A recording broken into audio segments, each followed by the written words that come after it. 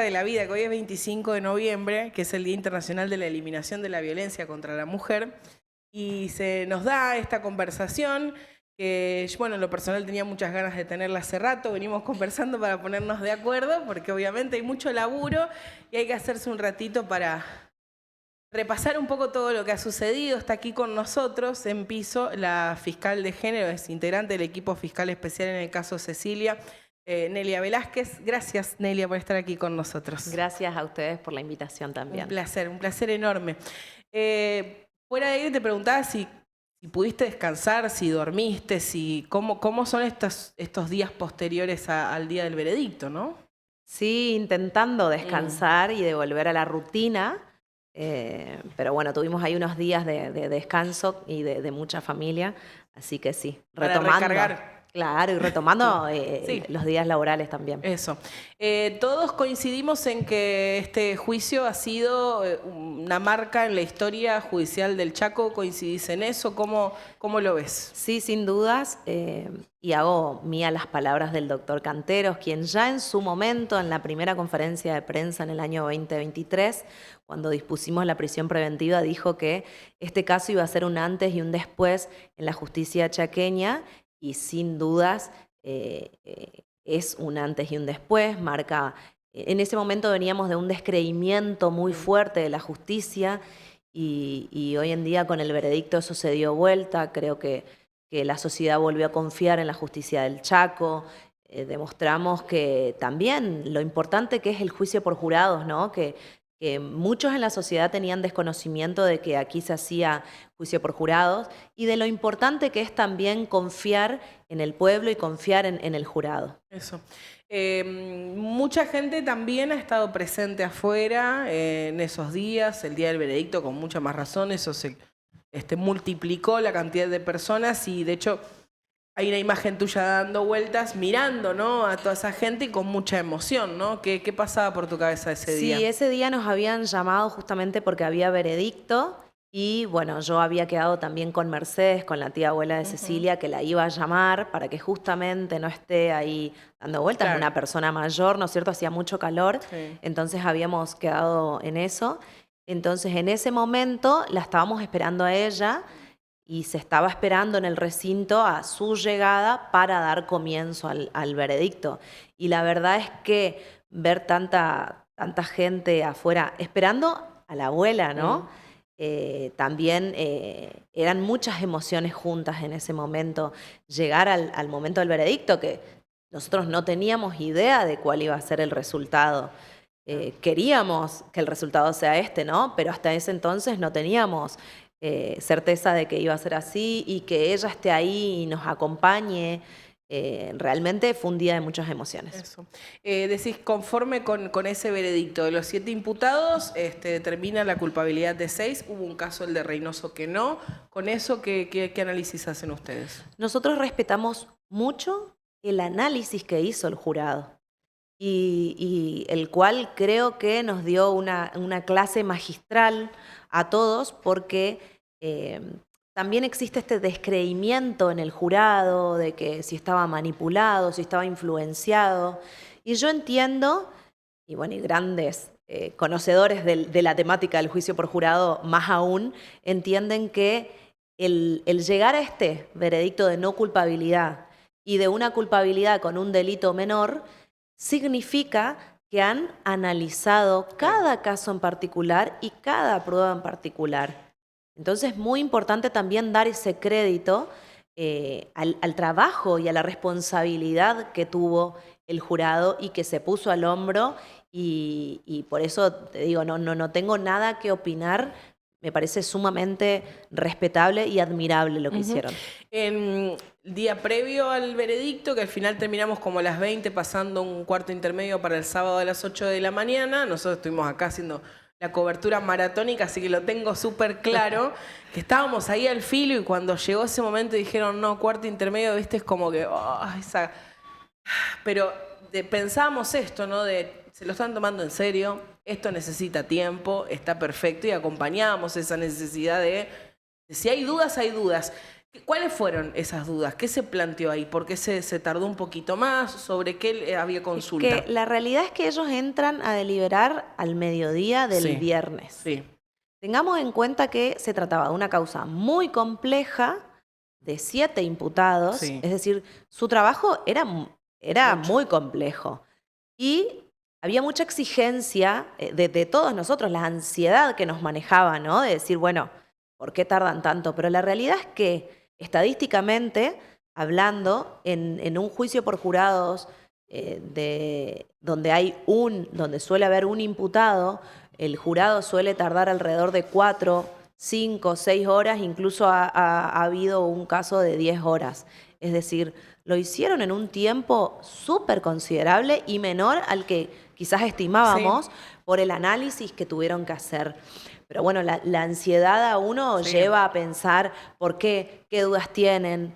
Sí, el viernes creo que ha sido, o el sábado a la mañana, no recuerdo ahora bien cuándo fue que nos llamaron para las preguntas, que para nosotros fue determinante también esas preguntas porque los llevó al resultado del veredicto de culpabilidad.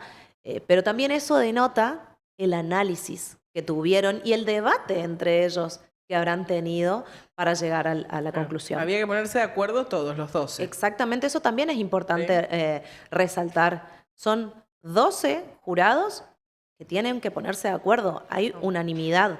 Entonces fueron 12 las personas que pensaron de la misma forma en cuanto a todo el veredicto. Exacto. Después de ese día, ¿cómo sigue? Tenemos audiencia de cesura. ¿Qué puede pasar en ese? Primero, ¿qué es una audiencia de cesura y qué puede pasar en ese proceso? Bueno, la audiencia de cesura, que está fijada para comenzar el día de mañana, yo siempre digo que es como un mini juicio. Nuevamente son audiencias entre las partes y con la juez técnica. Es donde se lleva a cabo la pena. Las partes plantean su postura, la parte acusadora, fiscalía, querella, de qué pena. En este caso vamos a hablar de Obregón y de Fabiana González, que tienen, bueno, y de Melgarejo también, que si bien está en libertad, también hay que terminar el tema de su condena. Y las defensas tendrán también su oportunidad. También se pueden ofrecer testigos para fundamentar esta pena que cada parte es la que opina que es la mejor, ¿no? La juez técnica es quien resuelve. Y, bueno, la familia Sena, tanto Marcela como Merenciano y como César, fueron culpables de un homicidio doblemente calificado por el cual le cabe la prisión perpetua. ¿Eso cuánto es? Digo, ¿qué significa en Argentina prisión perpetua? Y prisión perpetua es prisión perpetua. Si bien, exacto. Si bien el Código Penal dice que a partir de los 35 años puede haber algún tipo de beneficios o libertad condicional, eso ya se encarga de hacerlo el juez de ejecución. Pero prisión perpetua es prisión perpetua. Listo. Después, bueno, las partes también a partir de ese veredicto pueden tomar decisiones de recurrir. Hay otras etapas que pueden llegar a continuar de parte de ellos. Una vez que culmina esta audiencia de cesura y con la pena que otorga la juez, claramente cada parte tiene, el recurso pertinente. ¿Lograron que el jurado resuelva en función a las acusaciones que ustedes realizaron, excepto en el caso de Reynoso y de Melgarejo, qué evaluación hacen de esos casos particulares ustedes que no se dieron según lo planteado, ¿no? Y lo que te decía recién me parece sumamente importante el análisis que hicieron ellos, porque en cuanto a Melgarejo, que de un encubrimiento agravado haya ido a una culpabilidad de un encubrimiento simple, significa que ellos entendieron que él estuvo en el lugar, quizás, digo, esta es mi opinión, ¿no? Porque obviamente nosotros no sabemos qué debate ni qué análisis hacen el jurado, pero sí la lectura que yo hago es, bueno, quizás entendieron que sí, se tuvo que haber avivado el fuego, que sí estuvieron, que sí se supo, pero quizás que no tenían conocimiento de que se trataba de algo tan grave. Y por ello le cabe el encubrimiento simple, digamos. Es decir, es muy amplio el análisis que hicieron, siendo personas legos, digamos, que no tienen conocimiento en la materia, que también eso es hacen mucha crítica. Pero para mí es admirable que se hayan tomado el trabajo incluso de hacer ese análisis, porque también significa que tomaron en cuenta No es nuestra teoría del caso, pero también la teoría del caso de la defensa. Correcto, claro. Bueno, vos, fiscal de género, digo, obviamente que el caso de Cecilia tomó la trascendencia por este entramado político, de Lozena particularmente, pero incluso la jueza técnica Dolly Fernández decía también en un contacto con un medio de Buenos Aires esto de, son muchas Cecilias, hay muchas otras mujeres víctimas de violencia, hay muchos casos, obviamente que esta ha tenido una resonancia importante, pero ¿cuál es la situación en cuanto a esto en la provincia del Chaco? Sí, lamentablemente son muchos los casos y son muchas las Cecilias, como decías así, y Chaco es una provincia que está bastante en punta, digamos, en los casos de femicidio, que es lamentable. Pero la realidad es que, bueno, en Resistencia, en la primera circunscripción del Chaco, contamos con 4 fiscalías en la temática de género y que se trabaja mucho en esta temática. Es una temática muy, muy sensible, muy compleja también, donde hay que oír mucho y respetar mucho la voluntad de la víctima, porque es de quien depende. También se aconseja mucho los tratamientos psicológicos, el acompañamiento de la familia. Es muy importante visibilizarlo también. Hay momentos donde las víctimas hacen un clic, no siempre, y por ahí estamos muy acostumbrados o mal acostumbrados en el entorno a no entender. Sí. A no entender a esa mujer víctima de violencia de género. Y ahí es donde nos alejamos como amigos o como familiares porque nos enojamos, porque vuelve a perdonar, porque sigue ahí y no entendemos. Sí. Pero no entendemos porque lo pensamos desde nuestro lugar. Pero si nos ponemos un poquito en el lugar de la víctima, ella está en un círculo de violencia, el cual es muy difícil, primero, hacer el clic de que se encuentra sometida. Y segundo, de salir de ahí. Porque generalmente este ciclo de violencia de género trata de esto, de que cuando ella advierte y se quiere alejar, es cuando el victimario pide perdón, promete que va a cambiar y vuelven a comenzar. Claro. Y es muy difícil salir de este ciclo. Y la única manera de salir o de realizar esta denuncia es el acompañamiento. El acompañamiento familiar, el acompañamiento de amigas, de amigos y también el acompañamiento psicológico, Sí. ¿no? Sí. Advertirlo y también hacer un tratamiento, tanto de la víctima como del victimario.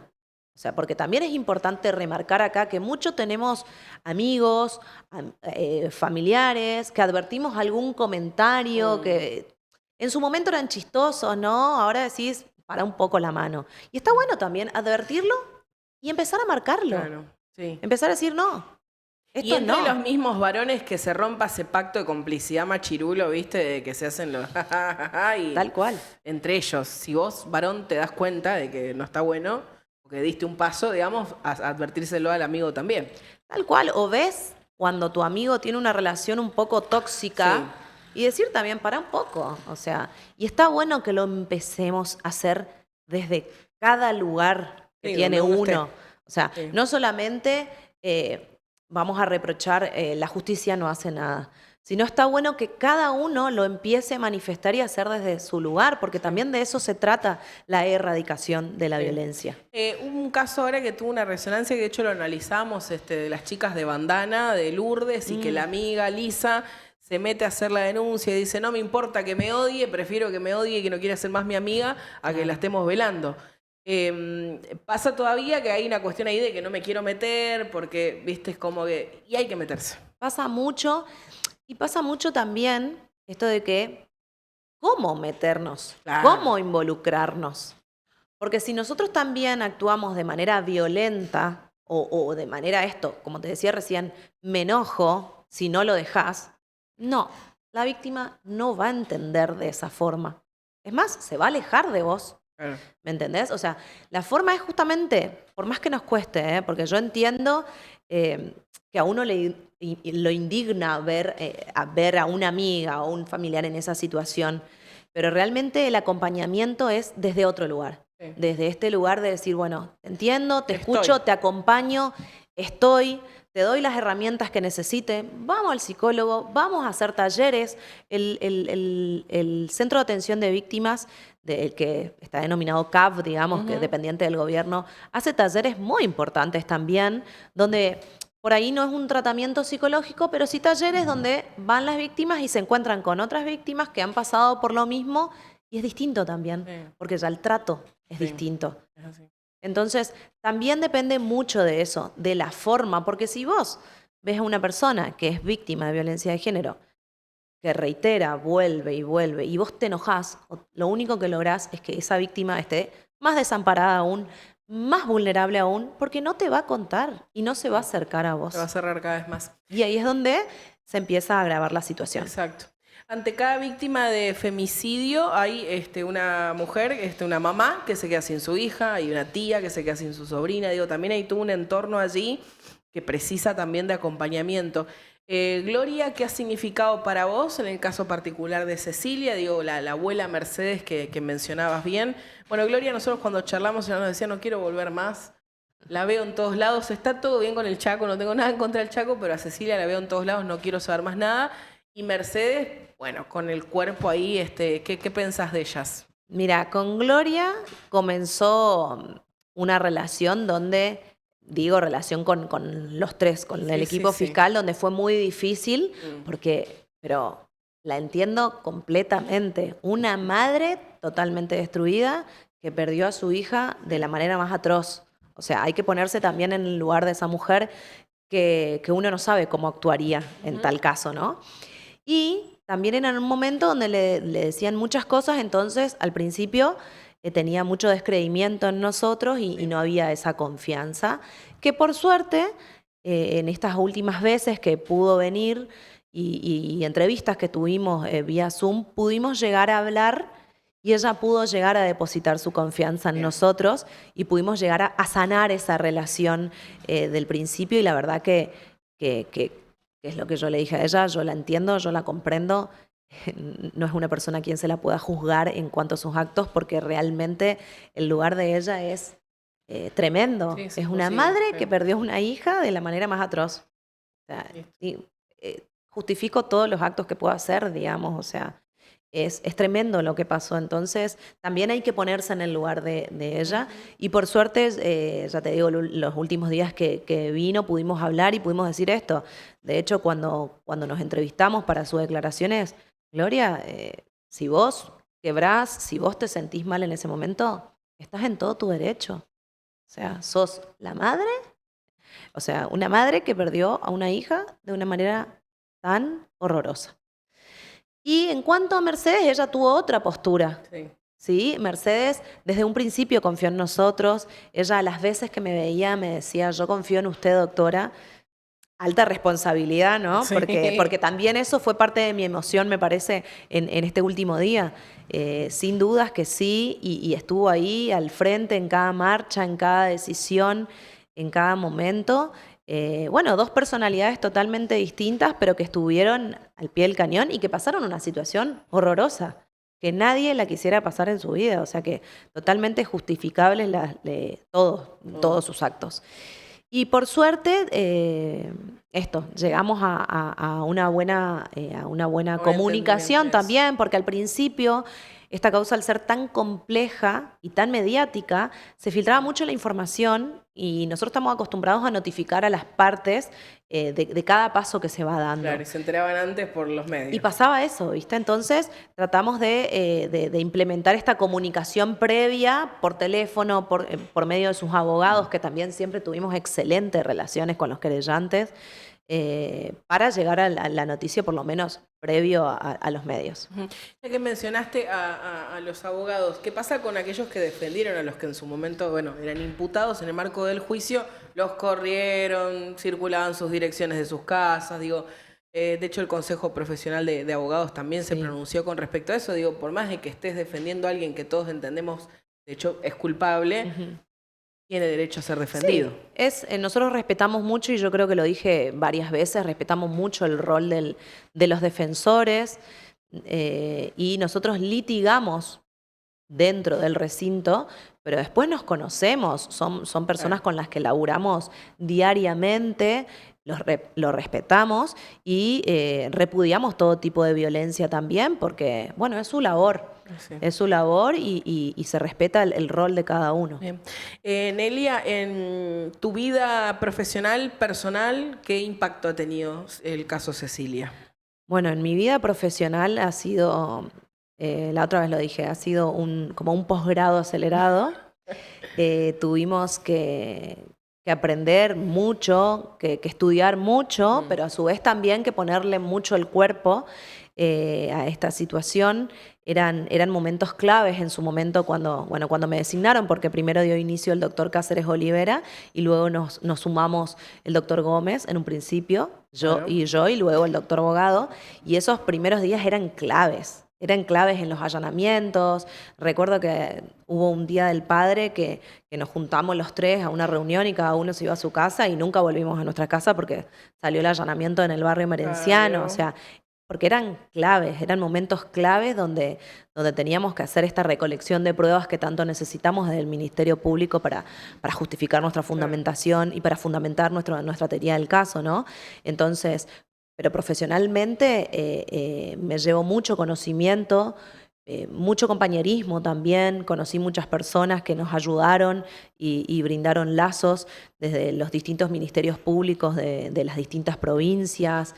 Bueno, desde el Observatorio también de Violencia de Género, que depende de la Procuración, del Consejo de Procuradores, que también nos brindaron ayuda y mucho conocimiento y fallos a nivel nacional. Sí.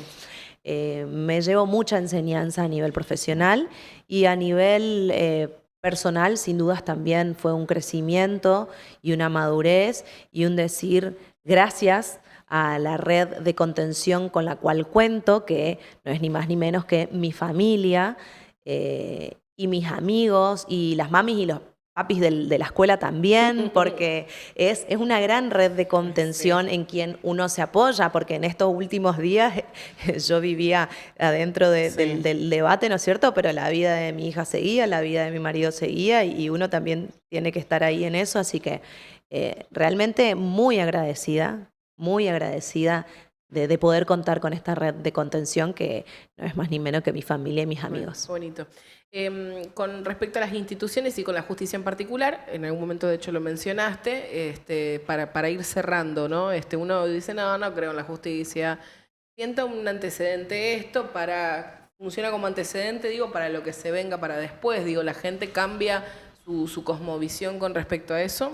Es un antecedente importante y también visibilizó un poco el labor que tenemos nosotros. Es decir, que también lo humanizó y aparte también que se sepa que a veces no es fácil llegar a la recolección de pruebas, porque hay muchos casos donde eliminan a propósito estas pruebas para que no lleguemos a nada. Entonces es difícil también, en muchos casos, no digo en todos, pero en muchos es difícil esta recolección de pruebas y que es muy importante al principio. Obviamente también mi agradecimiento a la Policía del Chaco, que es como nuestra mano derecha en todo esto, son los primeros que llegan a los lugares de los hechos y colaboran en toda la investigación. Pero también creo que se visibilizó esto, digamos, decir... muchas veces no es que no hay justicia, sino que también es más compleja la investigación en base a las pruebas, que de hecho pasa mucho en estas causas de violencia de género, porque generalmente son hechos que pasan solamente en la intimidad de la pareja, entonces no se cuenta con testigos de carácter directo y es ahí donde nosotros aplicamos la amplitud probatoria, se llama, en cuanto a la ley de violencia contra las mujeres y en base a todas las convenciones internacionales, donde buscamos esta tercera persona, amiga, que sabe, que tiene conocimiento desde que hace años viene viviendo violencia. Vamos a Salitas a ver si ella ya tuvo violencia física anterior. Es como otro tipo de investigación que se genera para llegar al fundamento de una acusación. Es un laburo importante. Sé que es otro caso, pero la mamá de Cecilia menciona a Elvis Benítez en alguna oportunidad. Bueno, de hecho hablábamos con Fonteina hace unos días y él nos decía, es la primera vez en tantos años que tenemos una puntita de dónde prendernos, ¿no? Para empezar a investigar. Sí, tengo entendido que está en Fiscalía 3 y que se ha dado reapertura a esa investigación y que se han tomado testimoniales. Y bueno, hay que esperar también. Está a cargo de la doctora Rosana Soto, quien también es una colega a quien admiro, así que está en buenas manos esa investigación y sé que está en curso. Respecto a las pruebas, esto para cerrar, Canteros decía el Procurador General, esto de Cecilia de alguna manera nos fue como esto del collar, del crucifijo. Sin dudas. Esas cosas que vos decís, ¿cómo se hizo? Bueno, el de bomberos creo que es el que desmenuzó el barro centímetro por centímetro y encontró así ese dije, ese laburo de buscar las pruebas que mencionabas. Tal cual, tal cual. Y nosotros siempre decíamos, entre nosotros los fiscales, decíamos, Cecilia todo el tiempo estuvo con nosotros. La quisieron callar, pero no pudieron. La voz de Cecilia estuvo todo el tiempo, digamos, en el dije, en los restos óseos, en el anillo, en la valija. O sea, todas cuestiones que uno, y calculo yo que por la impunidad que manejaban, daban por hecho de que no se iban a encontrar. En las búsquedas, en sus búsquedas en Buenos Aires, que anhelaba el viaje porque queda clarísimo en las búsquedas de César. O sea, Cecilia nos habló todo el tiempo y nos indicó por dónde ir. Sin dudas, la quisieron callar, pero ella alzó su voz. Gracias por haber venido, Nelia. De nada, gracias a ustedes. Gracias a ustedes. Nelia Velázquez, integrante de este equipo fiscal especial que ha hecho una tarea titánica junto a Cáceres Olivera, Martín Bogado. Bueno, ha hecho un gran trabajo sin dudas luego de ese veredicto. Y bueno, mañana ya empieza este momento que estamos esperando también, bueno, para conocer lo que defina la jueza técnica en estas audiencias de cesura, que es cuando se conocen las penas, que bien nos explicaba Nelia. Bueno, en esta hermosa nota agradecida nuevamente que pueden repasar en libertadigital.com.ar.